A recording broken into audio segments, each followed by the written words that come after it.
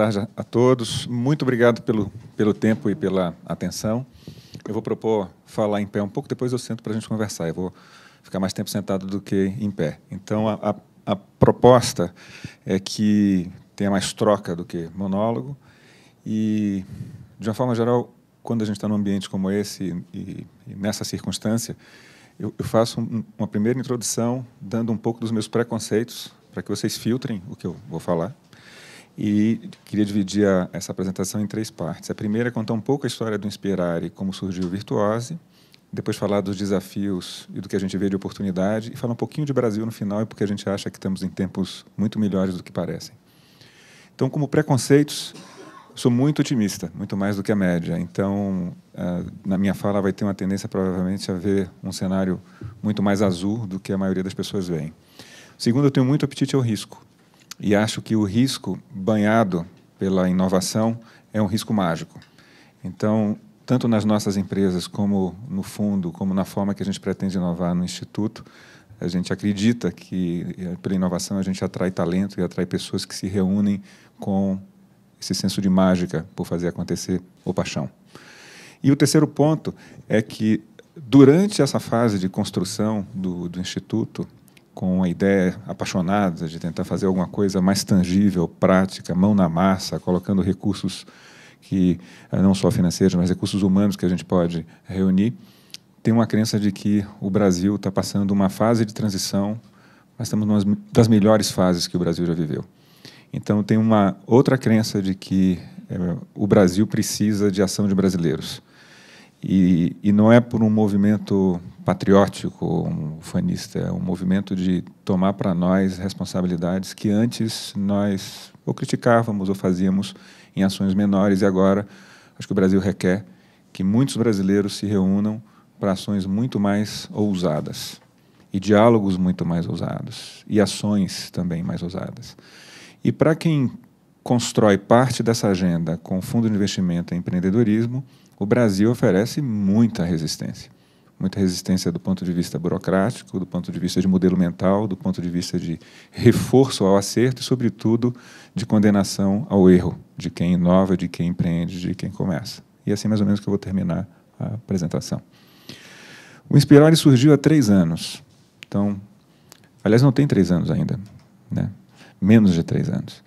Mas há 3 anos atrás, nossa família saiu de uma relação com uma outra empresa, em uma outra família, e criamos, além de um modelo de negócio em empresas novas, uma empresa de biotecnologia com um foco enorme em inovação e pioneirismo, uma outra empresa de energia, e um instituto cuja missão original era atingir o maior número de pessoas, de brasileiros, que pudessem ser impactados por formas novas de ver aprendizagem, formas novas de, através de tecnologia e de inovações sociais, inclusive, serem transformadas na forma de aprender. E um cuidado original de que a gente não queria mudar a forma de ensinar, mas sim a forma de interesse em aprender. Então, esse era um contexto bem original. E a gente não sabia como começar. E, apesar de ter ouvido e visto muitas alternativas de consultorias, etc., a gente, até por ignorância e por indefinição, resolvemos atuar simultaneamente em 4 áreas.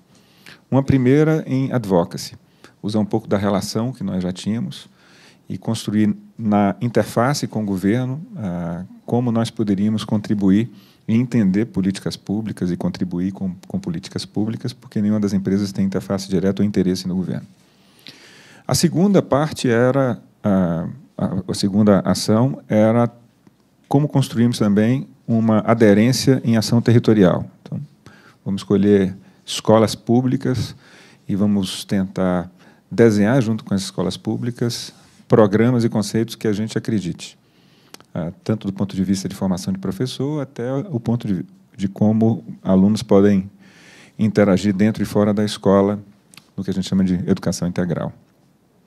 A terceira via, que talvez seja a via mais direta, é a via da trazer um pouco do conhecimento de empreendedor e de empresário, porque, como via instituto,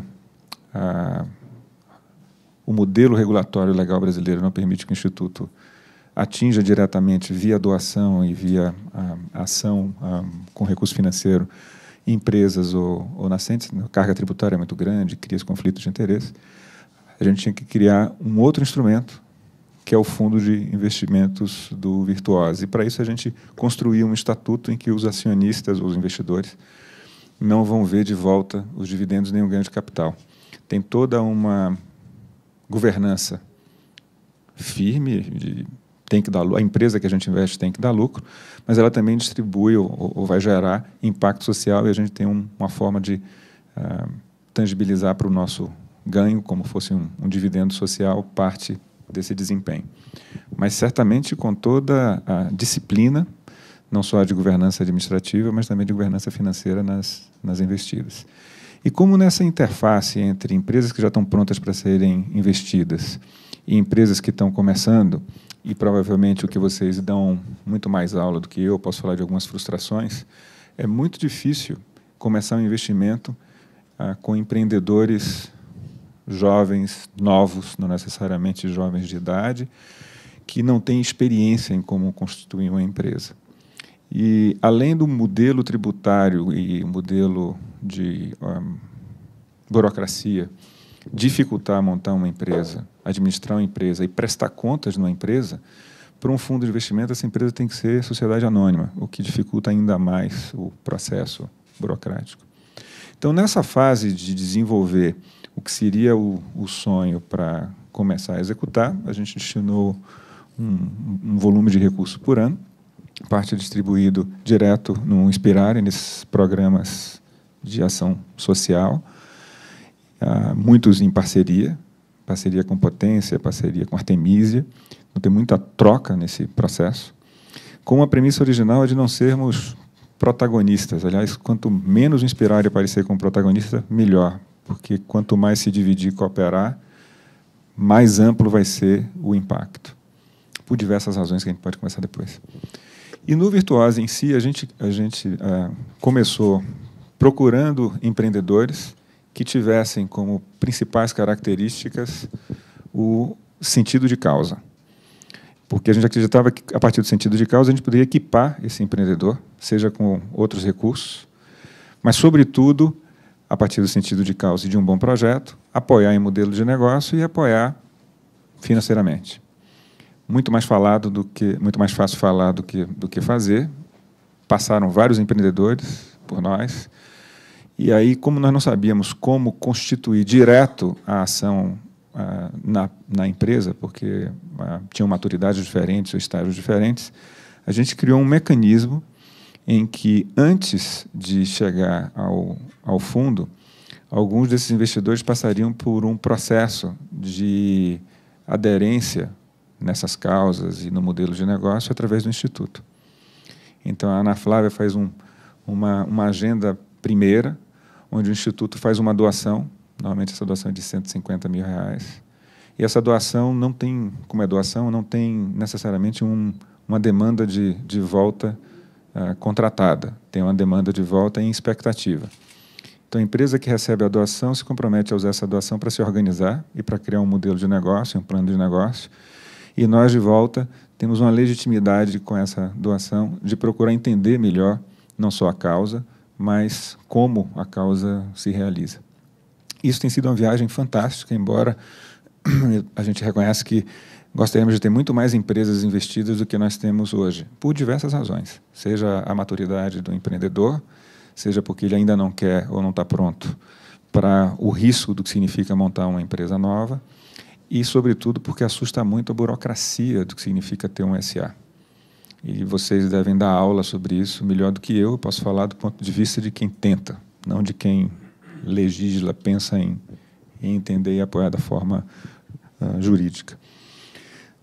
Temos algumas experiências de muito sucesso, a GIC é uma experiência como essa, e, normalmente, essa aproximação, apesar de eu acreditar que tem muita gente no Brasil fazendo muitas coisas maravilhosas e tendo ideias maravilhosas para empreender, ainda acontece um pouco numa aproximação de indicação pessoal. Nós não temos assim uma abundância como no Vale do Silício, onde você entra no Starbucks e tem 10 jovens no computador, no mesmo tempo, procurando em crowdfinancing investidores desconhecidos para uma boa ideia que ele teve. Estamos longe disso. Hoje a gente ainda tem um processo em que o indivíduo tem que ser conhecido, ele passa um périplo, se frustra várias vezes, como também tem outros casos, da gente ouvir dizer que alguém teve uma boa ideia, como um professor que criou um conceito de ensinar português escrevendo livros, e crianças de 10 a 12 anos escrevendo livros no ano, e a partir desse processo ele quer replicar, porque ele só conseguia fazer na sala de aula, e um diálogo com esse professor dizendo assim, olha, é ingênuo você tentar montar uma empresa agora, mas quem sabe você começa com uma consultoria, a partir da consultoria a gente equipa a sua consultoria, a gente experimenta a sua consultoria na ação territorial e depois evolui para construir uma empresa. Então, um outro lado que a gente acabou descobrindo do ponto de vista mais do Inspirare do que do ponto de vista do fundo é que tem um lado de mentor ou de apoiador para, eu acho que trazer um pouquinho para a realidade algumas das expectativas de quem quer empreender e quer compor uma empresa rápido ou contratar uma empresa rápido, e de quem tem uma excelente ideia, acha que tem uma forma de empreender ou de transformar essa ideia num plano de negócio, mas talvez por ingenuidade ou por falta de experiência também não sabe fazer. Então, esse tem sido um trabalho que a gente tem dividido com vários dos parceiros. E a boa notícia é que tem tanta gente tomando o risco, que eu acho que antes era mais difícil de ver, risco de vida, o risco de momento de vida, e dizer, olha, eu topo deixar a segurança do meu trabalho, ou a segurança de onde eu estou, e eu vou arriscar fazer alguma coisa com causa, que talvez a gente esteja passando por um momento, acho que não só de Brasil, de mundo, mas aqui, sobretudo no Brasil, super positivo. Talvez porque eu não tivesse envolvido antes, eu não conhecia, mas com todo mundo que eu falo, nós estamos vendo um momento muito positivo. E o momento positivo é de tornar um pouco o destino de mudar o que a gente criticava nas nossas mãos. Eu tenho uma outra interface em biotecnologia especificamente, e nós montamos uma indústria de biotecnologia do zero, e hoje ela tem crescido um bocado, e criamos uma interface com a Unicamp. Acho que muita gente pode ter ouvido falar e conhecer a Unicamp. Mas na Unicamp, ao redor da Unicamp, no Tecnoparque, e mais próximo, no CNPEM, que é o Centro de Laboratórios Nacionais, nós temos um florescimento de cientistas jovens, de ideia sendo transformada em ciência aplicada, e ciência aplicada sendo transformada em tecnologia, e um berço de patentes novos no Brasil. E, sobretudo, gente com um espírito diferente, de estar sendo formado em ciência, não necessariamente para trabalhar em Google, eBay, e conseguir trabalho fora do Brasil, mas para fazer mudança aqui. E um número muito crescente de empreendedores. E o que falta é segurança, eu diria até jurídica, porque as pessoas têm uma percepção de que montar uma empresa é muito difícil, fechar é impossível. Então, o medo de falhar no Brasil é muito maior do que o medo de falhar nos Estados Unidos. Na verdade, os Estados Unidos estimulam a falha. O ambiente americano estimula a tentativa e erro e desculpa a falha, socialmente, juridicamente. No Brasil, você começar uma empresa e quebrar, você não começa outra. Né? E para fechar uma empresa no Brasil, a gente reclama de que para começar uma empresa no Brasil são 60 a 90 dias. Para fechar são no mínimo 5 anos. Então, imagina quem não tem experiência de já ter montado uma empresa, que pode estar com o conceito de dizer assim, eu, através de uma empresa, consigo captar mais recurso, consigo sócio e consigo alavancar minha ideia para uma escala muito maior, mesmo que o impacto seja mais social do que financeiro, e tem todo esse fantasma de marco legal, marco regulatório e as histórias mal-assombradas que todo mundo conhece e todo vizinho tem uma para contar. Então, o que eu acredito que seja mais importante nesse ambiente que está se formando é um debate mais acelerado e mais eficaz, e eu acho que iniciativas como a de vocês, não só da GV, mas criando lente, pensando o como a gente pode estar vivendo um momento não só de ascensão social, de transformação social com novas demandas e tudo isso que acarreta, mas, sobretudo, de um espírito novo de quem quer empreender e de uma juventude. A juventude não é necessariamente quem tem 20 anos, a juventude pode ser quem tem 40 e percebeu assim, eu quero viver meu espírito jovem aos 40 ou aos 50, deixando o que eu fazia antes, deixando um banco de investimento, deixando onde eu estava e transformar parte do que é a minha ideia, do que é o Brasil, em um conceito. O pessoal da Geek é um exemplo disso. E como a gente tem muito mais talento do que eu acho que a autoestima brasileira ainda oferece, consciência, o momento é de unir cada um desses stakeholders, que não necessariamente são quem está no governo e quem está regulando, mas quem pode vir a regular no futuro, ou quem pode acelerar esse debate para uma discussão mais positiva do que com foco nos problemas, e transformar, através de ideias que surgem com impacto já real, como o Vox, eu acho que o Virtuoso é um outro fundo. Eu acredito que outras agências, como o BNDES, estão tentando construir programas e a ideia é boa, o conceito é bom, mas estão travados em burocracia, ou estão travados em vontade política ou vontade da sociedade civil de começar a transformar isso. Então, eu acho que a gente já passou a fase de só reclamar e só criticar. Eu acho que tem muito exemplo bom para dar legitimidade de que tem uma transformação em andamento. Eu acredito que investimento de impacto social é um investimento que pode ter o melhor dos mundos do ponto de vista de disciplina de governança, disciplina de buscar lucro, sustentabilidade da empresa como organização, e, ao mesmo tempo, o impacto social de melhorar a vida do Brasil e dos brasileiros, seja em educação, seja em saúde, qualquer que seja a área, se tornando uma realidade muito mais tangível, palpável hoje do que antes. E, apesar de nós sermos um fundo muito jovem e termos uma experiência bem limitada, nós também temos as nossas frustrações de poucos investimentos prontos, eu ainda me assombro com a quantidade de gente que procura a gente. Quantidade de gente que diz assim, eu tenho recursos da minha família, eu tenho recursos de minha fundação que eu gostaria de investir no fundo de vocês. Eu gostaria de ter alguém que acreditasse, eu criasse um modelo de prestação de contas, um modelo de governança, em que nós pudéssemos só apoiar, porque eu não tenho vontade de encarar todo esse problema do que é criar um fundo, do que é constituir um fundo, mas eu quero pegar carona no fundo.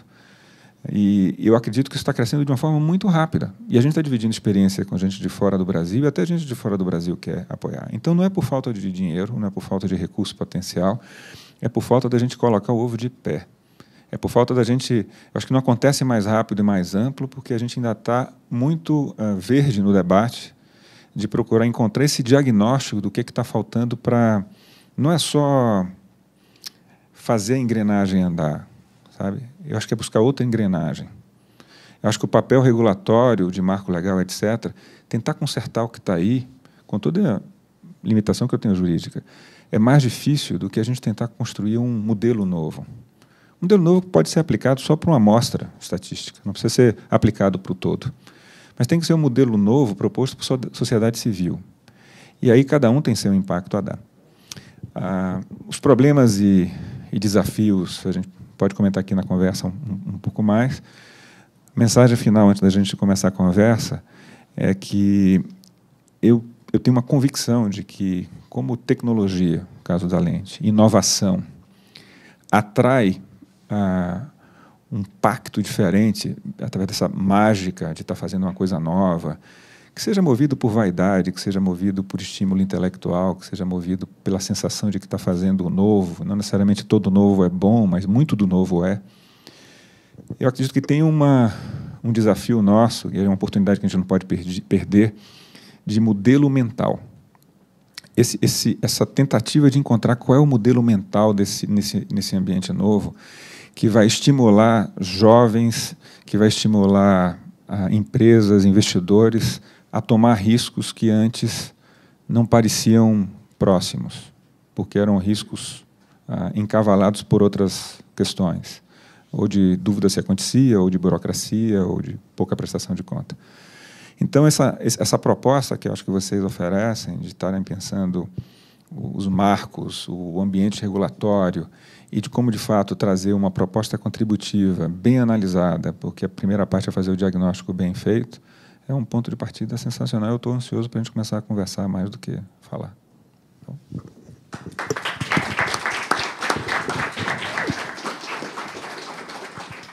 Obrigada, Bernardo. Quando a ideia do Lente surgiu lá atrás, originalmente a gente falou, bom, vamos sentar e fazer pesquisa sobre questões jurídicas que possam impactar aí a vida dessa galera. E aí a gente começou a cogitar e colocar no papel.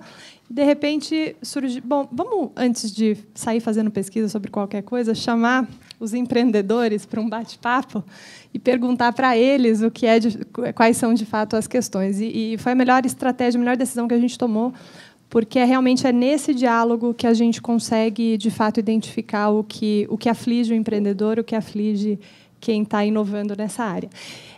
Como o Bernardo tem uma limitação de agenda, a gente vai abrir para perguntas, algumas perguntas, e ele fica liberado, a gente passa para a tua fala. Tudo bem? Muito bem. Quem gostaria de perguntar? Ok.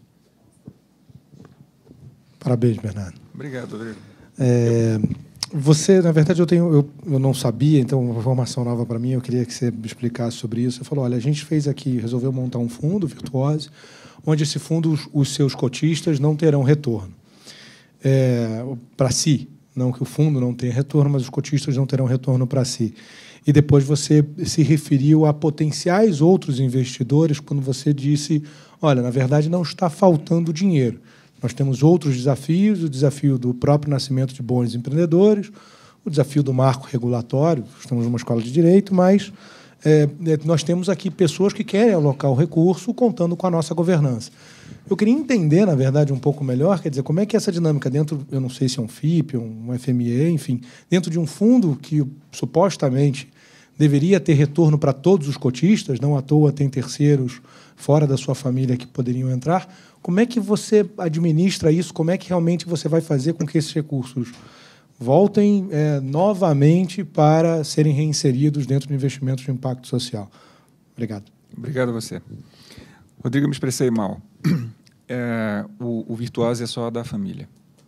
E quando a gente expressa no Estatuto que não quer retorno, fundamentalmente, sim, a gente quer retorno e faz o pacto com cada empresa investida de uma expectativa não só de criação de valor em ganho de capital, mas em fluxo de dividendos. E o princípio é que cada investida seja capaz de gerar riqueza e volta ao fundo em recurso para que o fundo continue aplicando indefinidamente. Então, a gente traçou um alvo de um valor a ser investido em empresas novas durante os próximos 7 anos e que esse valor seja perpetuado pelo sucesso das empresas investidas até lá. O que tem acontecido é que, como muita gente tem procurado a gente, para minha surpresa, tem procurado a gente tem dividido o formato. A gente tem apoiado com quem ajudou a gente a construir o fundo, né, 20, Merrill Lynch, Bank of America, que ajudou a gente a constituir o fundo. A gente dá exatamente a mesma receita. Assim, olha, a gente fez desse jeito, é assim que a gente está acompanhando. Claro que tem uma parte da receita que são as pessoas que estão interagindo, então a gente não tem como passar tudo. E a experiência tem sido muito boa no ponto de vista de como é um aprendizado recíproco, tem tolerância para a investida e para o investidor, de como essa relação tem que funcionar melhor. Então, vou te dar um exemplo. Nas reuniões de conselho, a investida pode voltar, chega para nós e pergunta assim, bom, eu estou com um dilema se eu devo crescer investindo mais e apostar no setor público dessa forma ou se a gente deve primeiro constituir um caso em setor privado. Só que se eu for para o outro, como tem uma demanda de escala muito grande, eu vou precisar de mais recursos. Aí faço uma chamada de capital, tomo dívida. Então, nesse processo de interação, a gente pensa como um fundo de investimento. E como a gente é sempre minoritário, a gente traz a posição como minoritário, como a gente acredita que a empresa, como empresa, deve crescer. Não sei se eu respondi a sua pergunta, Rodrigo. Obrigado. Boa tarde, eu sou o Fernando, sou aluno do Lente. Minha pergunta é mais quanto ao contato de vocês com o setor público, porque a gente viu que é muito difícil ter aporte do setor público, seja porque são empresas novas e o processo licitatório é muito difícil, seja porque o convênio não autoriza que exista fins lucrativos na operação, e etc. Como é que, se você já tem algum projeto envolvido no setor público, até porque a gente viu que o GIC é um grande exemplo em que o setor público é interessante, eles até fazem bastante projetos com escolas. Então, é mais isso. Claro. Não, as investidas, sim, elas vão ter interface com o setor público, que é onde a gente ganha escala, sobretudo na área de educação, né, onde a gente ganha escala no Brasil. Nossa empresa não, mas o fundo necessariamente investe só em empresa privada, claro. O que a gente tenta combinar com o setor público, especificamente FINEP, BNDES, e quando algum ministério procura a gente, é trazer ideias e conceitos de como a gente pode ampliar as sinergias. Por exemplo, vou dar um exemplo que eu acho que é um dos maiores potenciais hoje no Brasil. O BNDES exige uma contrapartida para muitos dos financiamentos que ele faz ou muitos dos aportes de capital que ele faz no S, né, no social do BNDES. E, apesar das melhores intenções, como ainda existe umas limitações de formatação, muitas das empresas que recebem esse financiamento e que recebem o compromisso de contrapartida não sabem exatamente onde investir. E a quantidade de recurso que a gente está falando é de bilhões por ano, potencialmente. Então, o BNDES tem falado não só conosco, mas tem falado com vários fundos e várias outras associações. Talvez eu sugiro, quem sabe, trazer alguém do BNDES aqui para essa conversa que a gente está tendo, né, para vocês darem ideias de volta. E existe uma intenção muito positiva no lado do BNDES de trazer parte desse recurso do S para empreendedorismo. E, para que isso aconteça, tem algumas barreiras aí, tanto de regulatória, como burocrática, como até legal, que precisa ser bem pensada. Mas o potencial, de novo, acho que uma das grandes surpresas na interface com o governo é de que não falta dinheiro. Não falta dinheiro no Ministério da Educação, não falta dinheiro na Secretaria de Educação aqui de São Paulo, não falta dinheiro disponível via contrapartidas do BNDES, vontade de FINEP e, sobretudo, vontade de empresas e de fundações para investir.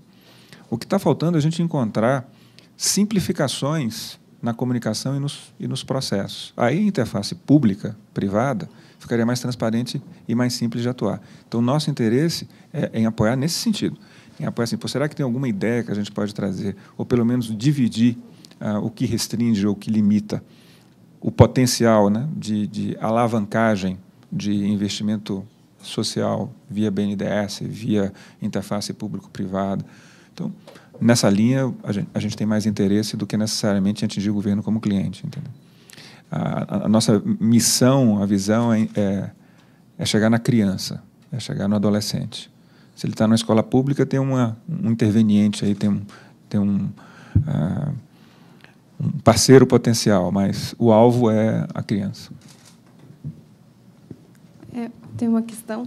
Eu gostaria de saber se há uma área de foco dos investimentos da Virtuose específica e qual prazo, a segunda questão seria qual o prazo médio que vocês têm, desde o treinamento que você mencionou, da Inspirária, até o fim desse processo. Quanto tempo dura, normalmente, para a empresa? Ótima pergunta. Nosso foco é educação e cultura, necessariamente com inovação e tecnologia aplicados. Então, a inovação pode ser uma ideia social, tá? Não precisa ser uma ferramenta, um algoritmo, né? Mas necessariamente com inovação e tecnologia e um compromisso de causa, né? Um compromisso de causa de atingir e dar um impacto grande. Então, um projeto que vai ser limitado a uma escola, por exemplo, não interessa, não atende. Esse processo pode ser estendido, por exemplo, para a formação de professor. Então, quando a gente fala de educação, tem uma área bem ampla. O ideal, assim, uma busca que a gente estimula, não necessariamente quando vem de primeira ideia, é oferecer novas formas de aprendizagem. Essa aprendizagem pode ser na interface com o bairro e pode ser na leitura de como entender melhor Khan, né, disponível, Educopédia. Então, tem várias formas de atuar. Então, tem uma crença original de achar que, em plena revolução da informação e da informação digital, nós podemos viver uma oportunidade de pular uma geração ou duas do que seria um crescimento incremental de formar todos os professores de escola pública no Brasil para que ensinassem melhor para os nossos alunos. Então, com as ferramentas e instrumentos que estão aí, talvez tenha uma oportunidade, não é uma oportunidade de motim com os professores, mas uma oportunidade de encontrar uma aceleração de autonomia para o aluno no melhor sentido e de apoio ao professor mais como facilitador. Então, a gente tem esse conceito. Então, toda empresa que, de uma forma ou de outra, alinha um pouco esse conceito, tem uma empatia direta. A velocidade de transformação do investimento como doação ou do treinamento e formação varia um bocado, porque depende da maturidade, da vontade e um pouco da prontidão da empresa.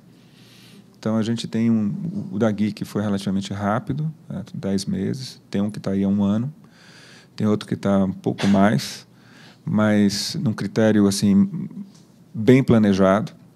Nós chegamos a casos em que a gente faz o investimento na pessoa física. Eu faço um investimento na pessoa física, com o pacto de que eu vou converter esse investimento em pessoa física depois no Inspirar e quando a empresa estiver no estágio de SA. E essa é uma grande frustração, sabe? Sua pergunta traz para a gente, assim, se a gente tivesse um mecanismo ou um modelo em que fosse muito mais simples a empresa se transformar no SA e esse conceito de investimento ou social, ou investimento de impacto, ou com algum limite, ou com alguma regra, fosse mais simplificamente implantado, a quantidade de investidas seria muito maior. Porque como a gente é um certo capital de risco, a gente topa investir e dá a oportunidade do empreendedor, do empresário crescer. Mas ele fica mais tempo preocupado em como é que ele atende às normas, lei, regra, e se transforma no SA, do que, às vezes, em converter a ideia dele em negócio. E aí ele começa a pensar, para fazer isso tudo que você está pedindo, eu vou ter que ter um contador, vou ter que ter um escritório, ou um advogado dedicado, e aí ele começa a pensar no custo que ele vai ter para transitar para um SA e desestimula no estágio em que ele eventualmente está de formação. E aí o que a gente busca através do Inspirar é não matar a ideia, porque o sujeito tem uma excelente ideia, eu vou transformar essa ideia em negócio. O conceito é de quem tem ideia nova tem que estar disponível a correr risco, errar, né, aprender com o erro. Na verdade, ele tem que querer o erro. E o modelo regulatório nosso é de que você não pode errar. Então, você mata o passarinho ainda no ninho, ou então o avião nem decola, ele já está abatido. Então, eu acho que a intenção de associações como Potência, Artemisia, nós no Inspirares, e como é que a gente não dá uma sobrevida à ideia, tenta dar uma conceituação e ver se o sujeito ainda tem apetite naquela causa, naquela excelente ideia que ele teve, para ele não se desanimar em transformar a ideia em escala. Bom, meu nome é Lucas, boa tarde. Sou aluno aqui da escola e faço parte do laboratório. Gostaria de fazer uma pergunta. A gente percebe, conversando com empreendedores e com esses players desse ecossistema, que a SA, na verdade, é o modelo jurídico para que essas empresas ganhem escala e possam ter uma estrutura de governança que seja a melhor. Queria que o senhor falasse um pouco mais desse ponto. Por que uma limitada não poderia ser a casca jurídica para receber esses negócios inovadores? E uma segunda pergunta, acho que nesse sentido também, é como vocês garantem a influência nos órgãos de governança, todos eles, e nos acordos de acionista, sendo minoritários? A segunda parte é simples, é uma negociação caso a caso. Então, a gente negocia como se fosse um investimento com fim lucrativo. Se o investimento, a gente busca um investimento em torno de 25%, entre 20% e 25% na empresa, então é um minoritário relevante, não é um minoritário simples. Então, com 20% e 25%, você tem direito, na lei das SA, inclusive, uma série de direitos já garantidos e outros que são negociados, por exemplo, aumento de capital, mudar o foco original da empresa, o objeto original da empresa, mas sempre dando liberdade ao princípio. O que a gente busca no acordo de acionistas é o compromisso do empreendedor num lock-up. Ele tem que se comprometer, parte do compromisso que nós temos é com o indivíduo. Então, talvez eu não tenha falado da forma mais clara, mas acho que o principal ponto de partida é ler no olho do empreendedor o compromisso dele. A causa, mas o compromisso dele. Eu posso confiar nessa pessoa, posso confiar e estou vendo que ele está atraindo talento, E é nessa interação, e a partir dessa interação de confiança, o acordo de acionistas é uma consequência. A primeira parte eu vou passar para o Rodrigo, mas existe uma limitação de investimento, sobretudo em FII e FIP, ser só em SA. Rodrigo, você me complementa? Isso mesmo. Os fundos de investimento constituídos como fundos de investimento CVM só podem investir em sociedades anônimas, seja através de dívida, então uma debênture conversível, ou seja através de equity, através de investimento direto, tal como o Bernardo falava. A sociedade anônima ela pode ser um pouco mais simples, aí talvez até vocês, como estudantes de direito, conheçam. Você tem hoje em dia a sociedade anônima que ela tem patrimônio líquido inferior a R$1 milhão. As obrigações jurídicas delas são muito próximas às obrigações da limitada. No final do dia, até o Bernardo, inclusive, disse isso, não só quando se referiu ao SA, o nosso problema ele não está só na SA ou na limitada, ele está no problema da regulação em si.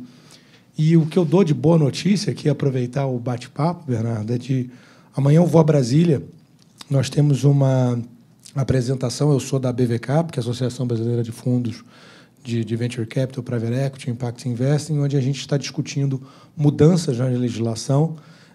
Esse congresso está sendo patrocinado pela Câmara dos Deputados, onde serão apresentados 4 projetos de lei, alguns deles, inclusive, simplificando muitíssimo o processo de investimento, tanto nas limitadas quanto nas sociedades anônimas. Mas a gente tem que lembrar, e eu reforço aqui o que o Bernardo disse, mais do que o problema regulatório, é o problema mental. A gente tem um problema mental do medo, do receio. Poxa, e se eu errar, o que vai acontecer? Se errar, tem como resolver. Eu acho que você errar fraudando é que é o problema. Exato. E a maioria dos brasileiros, no passado, erravam fraudando. Errar fraudando é um problema sério e que a gente tem que mudar culturalmente no Brasil. Então, eu queria só trazer essa informação sobre, especialmente de amanhã. Obrigado pelo gancho aí da resposta também. Excelente notícia. Excelente notícia. Oi, Bernardo, tudo bom? Eu sou Gustavo, eu sou do Instituto Votorantim. E antes de fazer minha pergunta, só queria exemplificar um pouco aí uma fala sua. A gente, no Instituto, é parceiro do BNDES, do Fundo Social, investindo em negócios. Fantástico. E assim, acho que a ideia do BNDES de procurar, por exemplo, um instituto de investimento social privado é exatamente esse diagnóstico, que é o diagnóstico hoje em dia desse setor, de que hoje em dia a gente tem o capital, né? Se esse evento fosse há 5 anos atrás, a gente falar, cadê as pessoas que vão acreditar em quem sonha, né? Hoje em dia a gente tem capital, falta negócio. Então, tentar procurar um parceiro que consiga imprimir alguma capilaridade, enfim, e ganhar escala, né, nesses negócios faz com que hoje o BNDES, enfim, trabalhe com esses parceiros, né? A minha pergunta é a seguinte: como que você mede retorno social e qual que é o peso que isso tem na hora de você selecionar um negócio? Tem um peso enorme, mas eu não parto de uma fórmula mágica nem da receita de bolo. Então, o princípio é oferecer ao empresário o que ele vê de impacto social. Então, quando a gente começou, por exemplo, com a Geek, a gente falava em milhões de crianças atendidas de graça, com o modelo básico da Geek. E encontrávamos e buscávamos formas de que, se essas crianças têm que ser atendidas de graça e que tem que ter sustentabilidade na empresa, como a gente encontra uma fórmula de patrocínio para esses programas. Então, você pode ter um patrocinador viabilizando que chegue a milhões de pessoas de graça. No caso da Geek, é bem ambicioso a quantidade de gente que a gente quer atingir de graça e mudar a forma de aprender. Em outros casos, como, por exemplo, no Catraca Livre, tem uma proposta de expansão para que mais pessoas usem e dividam cultura e aprendam com cultura.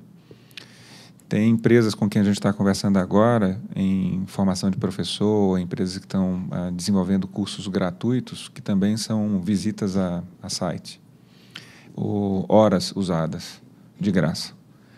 E a capacidade de fazer alianças com outros projetos e outros programas que também já estão disponibilizados de graça.